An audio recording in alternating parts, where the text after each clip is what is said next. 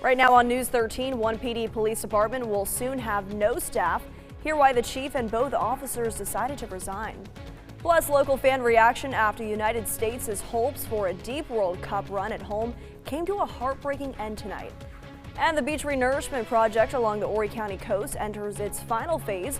We'll tell you what work remains before the project is finished. Coverage you can count on at 11 starts now. We got some things here that we need to take care of, and I can't talk about them right now because we are trying to look into why they're that way. First at 11, Atlantic Beach has a new mayor after a years-long challenge to a hotly contested mayoral race from 2023. Thanks for joining us at 11. I'm Adriana Lawrence. Josephine Isom was sworn in this evening after a dispute involving provisional ballots and claims of fraud. News 13's Annette Pegler has the very latest. One of the first calls to action for Josephine Isom as mayor was to pass a budget for Atlantic Beach. But the highlight was Isom finally becoming mayor years after she was initially defeated by John David. Back on June 17th, the South Carolina Supreme Court ordered the town's election commission to certify the initial 2023 election results, rejecting calls for a new election, and certified Isom as the winner. The years-long dispute centered on allegations of voter fraud and contested provisional ballots. During the meeting, council also voted to remove John David as mayor pro tem and replace him with Carla Taylor. We caught up with Isom, and here's how she feels about the situation finally coming to a resolution. We're going to have a party. I don't know when, but I thank them, each and every one of them. They have called me, some came by the house, and but I have thanked them, and I appreciate it very much, and they know that. And Isom says she looks forward to a smooth transition into her new role.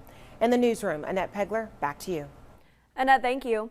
The city of Johnsonville will soon be without a police force after its chief and both officers all resigned.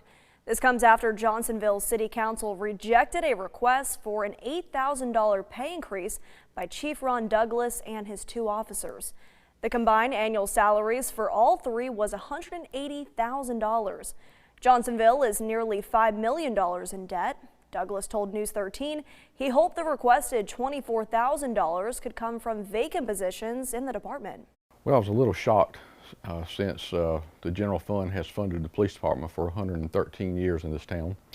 And so the new administrator had come in and he arrived at the decision that we should close the police department and the golf course, which was their decision. But then along the way, my officers and I received an offer of employment with another agency. So of course we decided to do that, knowing that we would probably not have a job very shortly. And while the other officers already left their positions, Chief Douglas tells us he will stay with the department until July 16th. Florence County Sheriff TJ Joy says his office will help with policing in the town. The city of Myrtle Beach released an update today on the search for the city's next police chief. Officials say 100 people from across the nation applied for the position. The city manager and assistant city manager will meet with the consulting firm helping with the search to go over the applications this week. They'll select semi-finalists who will have virtual interviews by the end of this month. From there, they'll pick several finalists who will come to Myrtle Beach for interviews in August. The next chief will replace Amy Prock, who retired back in April.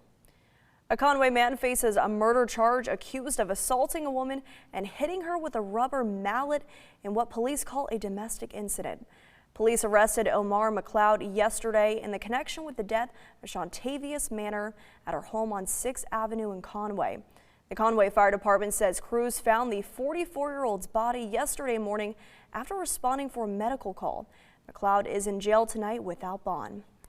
Well, Team USA's World Cup run has come to an end after a 4-1 loss to Belgium in the round of 16.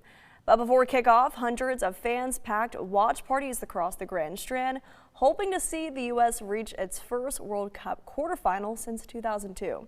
News 13's Jordan Titus joins us live from the newsroom tonight with how local fans rallied behind the red, white, and blue. Jordan. Adriana, while the final score wasn't what fans were hoping for, the energy at the Boathouse was high hours before kickoff. From lifelong soccer fans to young players dreaming of one day representing Team USA, many say the World Cup has deepened their love for the sport. Fans filled the boathouse Monday night, cheering on Team USA in a winner-go-home match against Belgium, with hopes of seeing the Americans advance to their first World Cup quarterfinal since 2002. If you really want to get into the spirit of a big sporting event, especially with the magnitude of the World Cup, you really want to go to a public place to feel that energy. This is an awesome atmosphere. They set up the right way. They made sure everyone has fun, and it's a place to get together with your family, friends, everyone.